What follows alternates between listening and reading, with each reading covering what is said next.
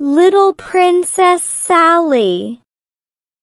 Welcome to New Story in English. Today I will tell you a very beautiful short story. The name of the story is Little Princess Sally. Let's start reading this beautiful story. Sally lived with her father, Mr. Carrisford, in a large house in the city of Bombay in India. As the daughter of a wealthy businessman, Sally had everything a young girl could wish for. She wore beautiful clothes, had rooms of toys and books to play with, and was doted on by her ayah, her Indian nanny. Each day, Sally spent her mornings in lessons, learning Hindi, English, arithmetic, and history from her tutors. In the afternoons, she enjoyed exploring the gardens of her home or going on trips around the city. Bombay was colorful and lively, with markets packed with spices and silks. Sally adored watching the dancers and listening to the musicians perform in the streets. At night, Sally's father would join her for dinner, telling tales of his business deals during the day. He often took Sally with him to important meetings and parties among the British colonial elite. Though only 7 years old, Sally held herself with poise and wisdom beyond her years. She was her father's treasure.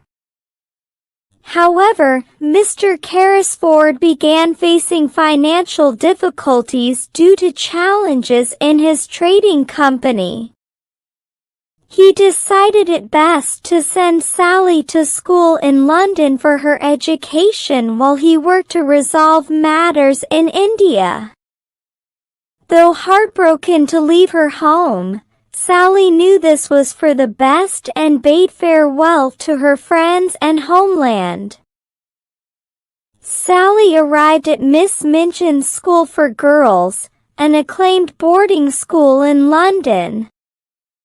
Miss Minchin herself greeted the new students, her beady eyes eagerly inspecting each well-to-do family's daughter. When she learned of Sally's wealthy father in India, Miss Minchin lavished the girl with warmth and praise. Sally was given a fine room of her own, with rich furnishings befitting her station. Her lessons were with the elite group of young ladies at the school, learning French, music, art and etiquette. Yet among her peers, Sally found herself an outsider as the only student from so far abroad.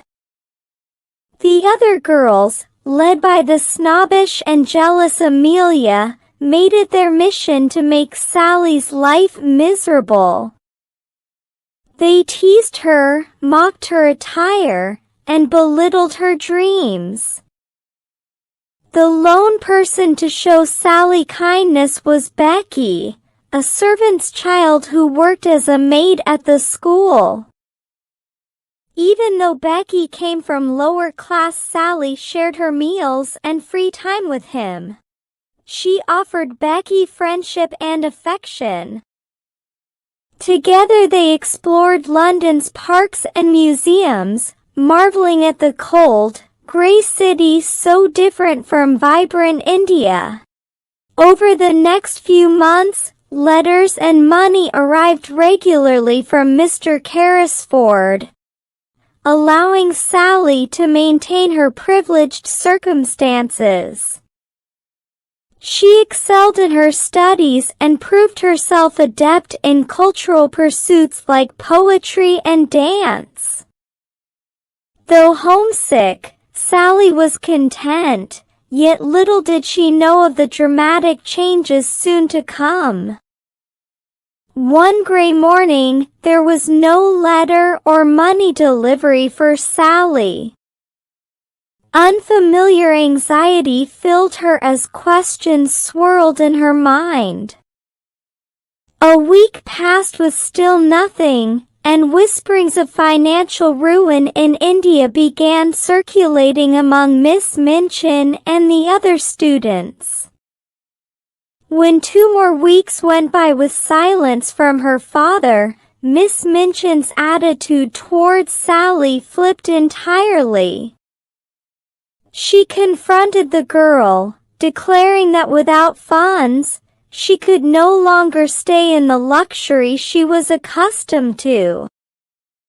From that day on, Sally was demoted to servant status, toiling endlessly to work off her perceived debt to the school. Sally's fine room was replaced with a tiny cold attic space. Her classes with the elite young ladies ceased, as she scrubbed floors and scoured pots from dawn till dusk. Her charming dresses were exchanged for drab servant rags. Worst of all, the other girls tormented Sally for her fallen situation, taunting her as an outsider who did not belong. Only Becky continued showing Sally compassion, helping in small chores when she could. At night, Sally wept herself to sleep in exhaustion and loneliness, praying her father would rescue her from this new hell she found herself in. Yet as more time passed with no word, her hope began to fade. Days turned to weeks and months, with Sally growing thinner and more bedraggled under her relentless work. Her mind and body ached for rest, yet there was no reprieve. Only her memories of happy times in India and with her father kept her spirit clinging to life. One bitterly cold winter, a fire broke out at Miss Minchin's school during the night. Sally awoke to raging flames and smoke filling the hallways. Thinking fast, she bravely rushed through the burning building, pounding on doors and shouting to rouse all the sleeping girls. Coughing and blinded by the heat, Sally guided them safely out of harm's way just in time. In the aftermath, Sally collapsed from exhaustion. When she awoke, she was shocked to learn that in the chaos, assumptions had been made that her father had perished back in India. With no family or guardian, Miss Minchin cast Sally out onto the street with nothing but the tattered rags on her back. Alone and destitute at only 9 years old, Sally faced her darkest hour yet. She resolved to somehow survive on her own, refusing to surrender her spirit despite the cruelty of her circumstances.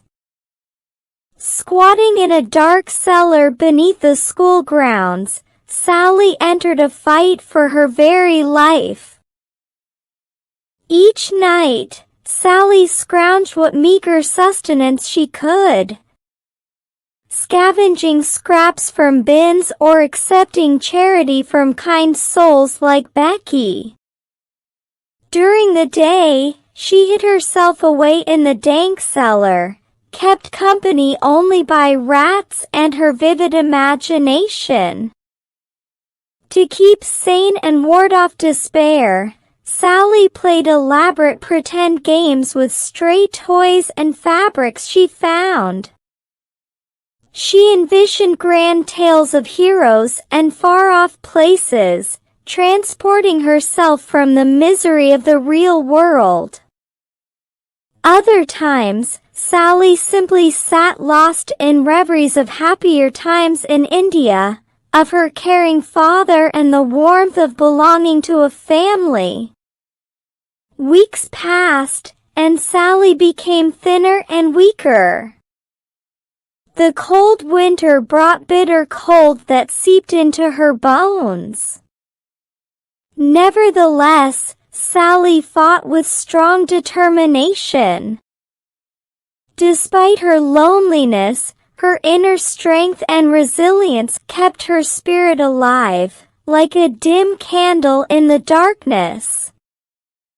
Meanwhile, Miss Minchin needed someone to do the tasks Sally used to do.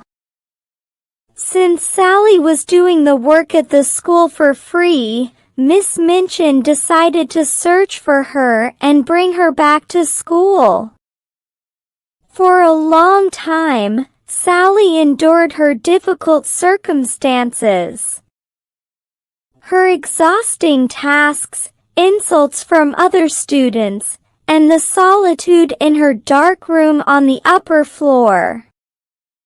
Winter was the toughest time, as Sally shivered under thin blankets, accompanied only by insects.